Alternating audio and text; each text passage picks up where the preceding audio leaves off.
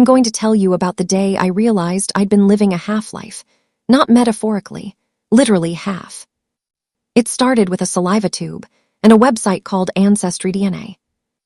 My daughter Emma called me on a Tuesday in March 14th, 2023 to be exact, and her voice had that particular quality it gets when she's trying to sound casual about something that isn't casual at all. She was at her apartment in Portland, Oregon, the one she'd rented after college, and she said, "Mom, I did that DNA test thing, just for fun. You know how much I like genealogy." She teaches high school history. She likes patterns, origins, the way people's lives connect across time. It made sense that she'd be interested. What didn't make sense was what she found. "I matched with someone," she said. "Someone whose DNA says they should be my half-brother, but Dad doesn't have any siblings. His brother died in 1989. I was in my home office on Westbrook Avenue in Dayton, Ohio. Dayton, not Columbus or Cincinnati, the smaller city where I'd raised 2 children and built a career as a grant writer for nonprofits. The office had cream-colored walls and a window that looked out onto our backyard, where my husband Richard had built a deck 12 years earlier. He'd spent 3 weekends on it. I remember because I was frustrated. 3 weekends seemed excessive, and he'd said, "Do it right or don't do it at all."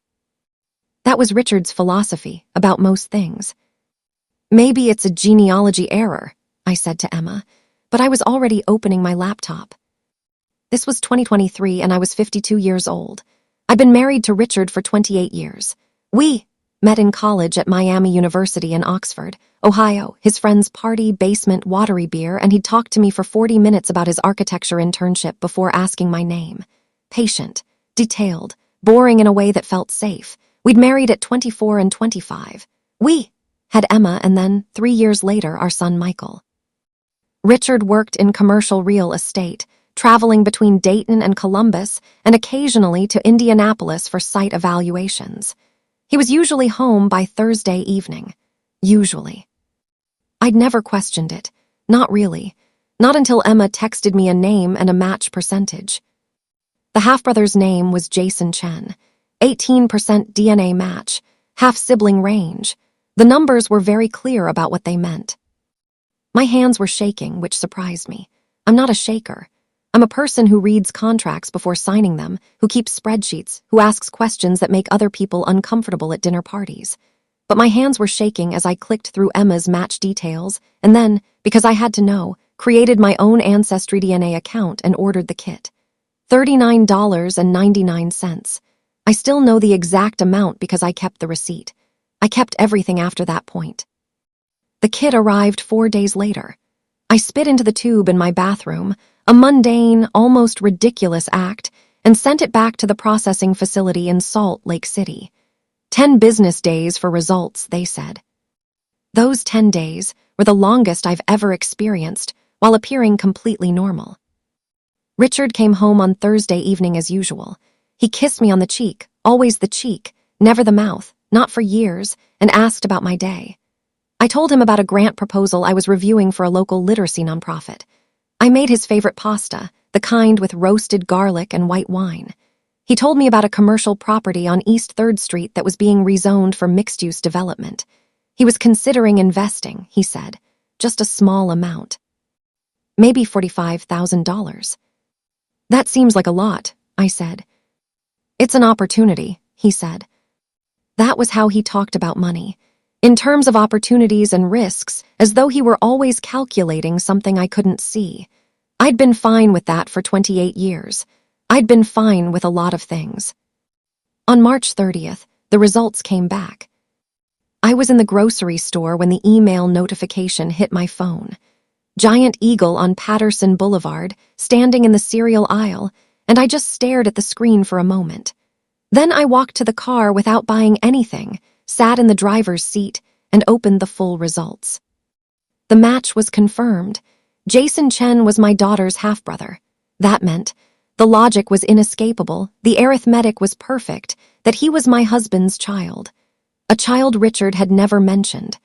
A child who existed in what I would later learn was Lexington, Kentucky, 3.2 hours away from my house. I didn't cry. I drove home and made coffee and sat at my kitchen table and opened a browser. Jason Chen, 23 years old, public Facebook profile. I found his mother's profile too, Leslie Chen Martinez, 48 years old. She'd been born in Taiwan, moved to Kentucky in 2000. She was a nurse at UK Healthcare, the University of Kentucky's hospital system. In her photos, she was smiling. In several photos, she was smiling with Richard. Not the Richard I knew. Or rather, exactly the Richard I knew, but in a context I'd never seen. In a setting I'd never been to. In a relationship I'd never known existed. The photos weren't old. They were recent. The most recent was from 6 months earlier, September 2022. Richard had his arm around Leslie at what looked like a university football game. Kentucky Wildcats Stadium, I'd later confirm from the background. He was wearing a blue UK hat. I stared at that photo for a very long time. I noticed details. Leslie was wearing an engagement ring. Not just any ring, a diamond with what looked like a modern setting. A relatively new ring. And Richard's expression was the one he reserved for people he actually liked. Not the polite, patient expression he used with me. The real one. I didn't panic. This might sound strange, but I didn't panic. Instead, I began to think like I do at work when we're tracking grant funding. I began to organize information. That night, I created a spreadsheet. I titled it Questions and left it at that. I listed dates. The dates Richard said he was traveling for work. The dates for properties he'd mentioned evaluating. I started tracking them. I began looking at credit card statements that came to the house and that I, as a somewhat old-fashioned wife, had never questioned. Richard handled the finances.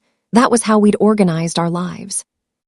Richard used his Discover card for gas and restaurants when he traveled. I began mapping his purchases against his stated work locations. 3 times a month there was a pattern. Wednesday evening, a gas station outside Columbus. Then silence for 24 hours. Then the next day, restaurants in Lexington. Then the return journey. Thursday evening, he'd be home. For 15 years, this pattern repeated, once every week or 2 weeks. I calculated it, approximately 40 trips per year. 40 trips to Lexington that he'd never mentioned. I kept my voice normal when he called from his car the next day. "How's the site looking?" I asked. "Good, property's solid. Might pull the trigger on it," he said. "That's the big one, the mixed use." "Yeah. Seems like you've been spending a lot of time on that location," I said. I kept my tone light, curious, the tone of someone asking about work, not about betrayal. "It's worth the attention," he said. I didn't push. I rarely do. That's one of my flaws. I observe before I act. I collect data before I make decisions. It's useful in grant writing. In marriage, I'm not sure it was. Over the next month, I called Dayton Property Associates, the real estate firm where Richard worked, and asked for his schedule. I said I was his wife wanting to plan a surprise trip. His assistant, Derek, told me Richard's calendar was actually quite light. "He's been going to Lexington a lot," Derek said. "For personal reasons, I think. He took it as personal time." Personal reasons. That's when I hired a lawyer. Her name was Patricia Rothman, and she worked out of an office on South Main Street in downtown Dayton. I found her through a recommendation from my friend Carol, who'd gone through a divorce 15 years earlier. Patricia was in her late 60s, with gray hair and reading glasses on a beaded chain. She listened to me without interrupting for 45 minutes while I laid out what I knew. The DNA match, the photographs, the credit card statements, the pattern of travel. "You've done good work," she said when I finished. "Better than most people do before they come to see me. The question is, what do you want?" I hadn't thought about it that way. I'd been thinking about facts, not outcomes. "I want to know the truth," I said. "You already know the truth," Patricia said. "The question is whether you want to confront it or protect it." I thought about that. I want to know what he's willing to admit. Patricia nodded. "That's actually the smart position. Give him an opportunity to tell you himself. It's less damaging than ambushing him with documented evidence. And if he lies, then you know exactly who you're dealing with." I invited Richard to have coffee with me on a Saturday morning. "Just the two of us," I said. "There's a cafe called Dewey's Bakery on North Main Street. We'd gone there a few times over the years, usually with the kids. I chose it because it was neutral, because it was public but not crowded, because I could control the environment. Richard seemed surprised. "Is everything okay?" he asked when I suggested it. "I need to talk to you about something," I said, "about your work schedule." He arrived looking tired. He was wearing a polo shirt from some golf tournament, and he looked thinner than I remembered him looking. Older. I noticed, as I always do, the small details. His watch was the same one he'd worn for 5 years, his coffee order was the same, black, 1 sugar, his body language was the same, slightly defensive, shoulders curved inward. "I know about Lexington," I said. The coffee cup paused halfway to his mouth. That's when I knew for certain. That's when it moved from suspicion to confirmed fact. If I'd been wrong, his face would have registered confusion. Instead, it registered recognition of the thing he'd been caught doing. He set the cup down carefully. "How much do you know?" he asked. I told him the DNA match, the photographs, the credit card statements, the travel patterns. I spoke like I was presenting a grant report, clearly, factually, without emotion. I didn't raise my voice. I didn't cry. I just laid out the evidence the way I would have for a nonprofit board. "I have a son," Richard said quietly. "His name is Jason. He's 23. "I know his name," I said. "I met Leslie in 1999, he continued. "At a conference in Lexington. It wasn't supposed to be anything serious. But then she got pregnant and He stopped. He was looking at his coffee cup like it might contain answers.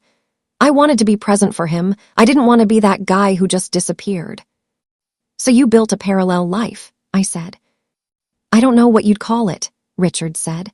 "I paid for everything. Child support, medical bills, his college fund. I was there for his graduation, for his birthday every year." "With what money?" I asked. He didn't answer immediately, and that's when I understood that this was worse than simple infidelity. There was an economic dimension to this. There had to be. "Our joint accounts," I said, answering my own question. "Or the business account."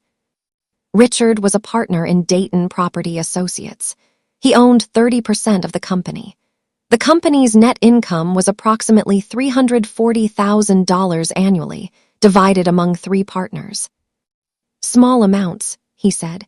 "Nothing that would impact our lifestyle." "Show me," I said. "Sarah, show me the amounts, the years, everything. Or I'm calling Patricia Rothman and she'll subpoena them and we'll do this in court instead of a coffee shop." He pulled out his phone. He pulled up his bank app.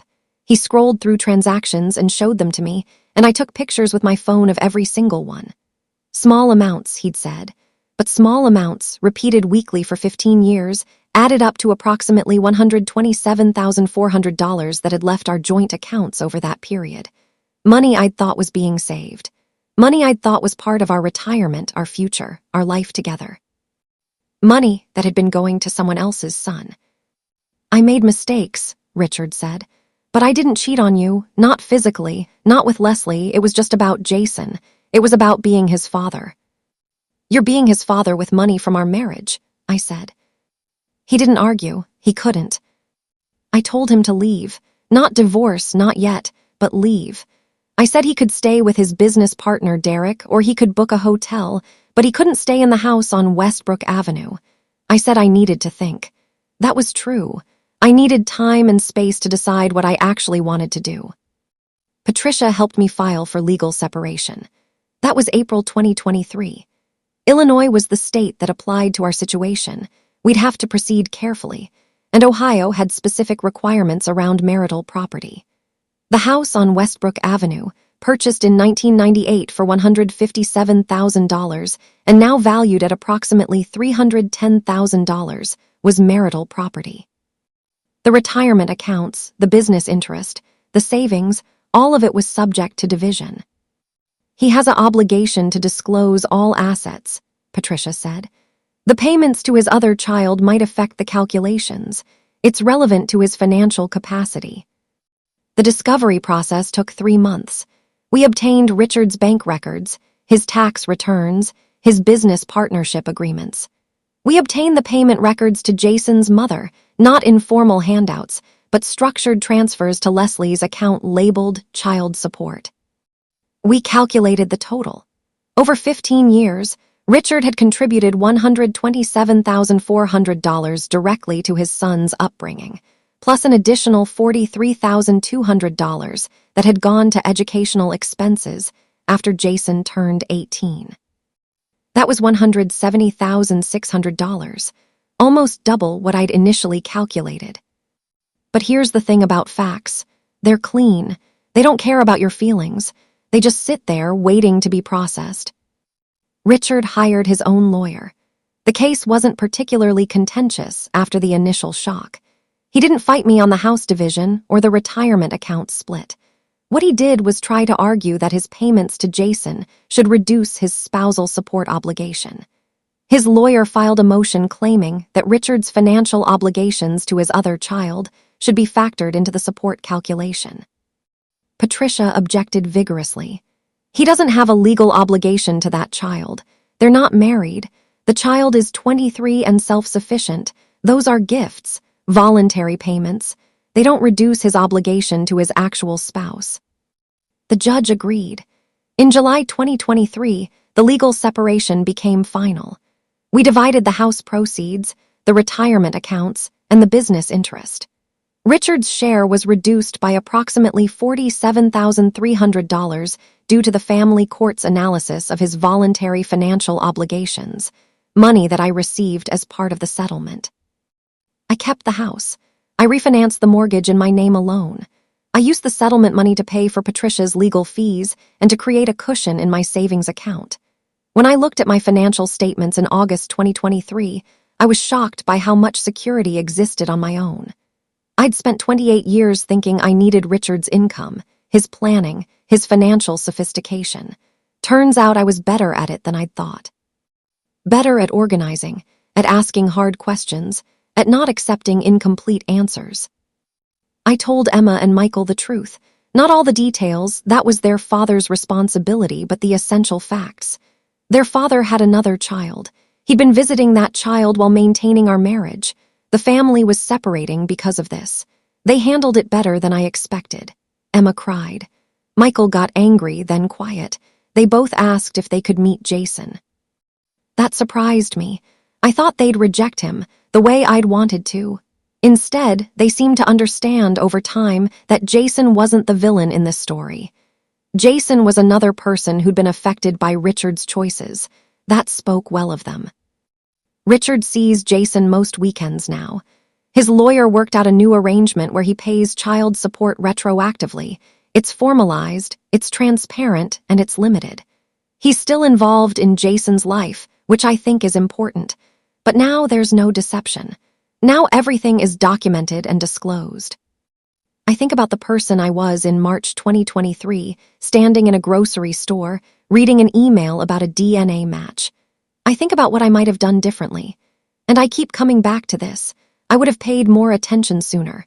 I would have asked harder questions. I would have listened to the small inconsistencies that I actually noticed, but talked myself out of pursuing. I was afraid of knowing the truth, so I didn't ask for it. That's the thing about loyalty, real loyalty to another person. It's supposed to be reciprocal.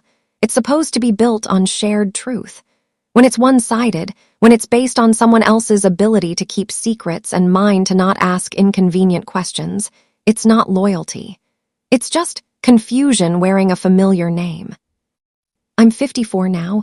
I'm single, I'm self-sufficient, and I'm rebuilding. I kept my job. The nonprofit world never cared about my marital status. I kept the house. I kept my daughter and son. I lost a husband, but I lost him years ago. I just didn't realize it until I had documentation of where he actually was. My advice to anyone listening, pay attention to the small things, the patterns, the explanations that almost make sense but don't quite fit, the way someone's story changes slightly between tellings.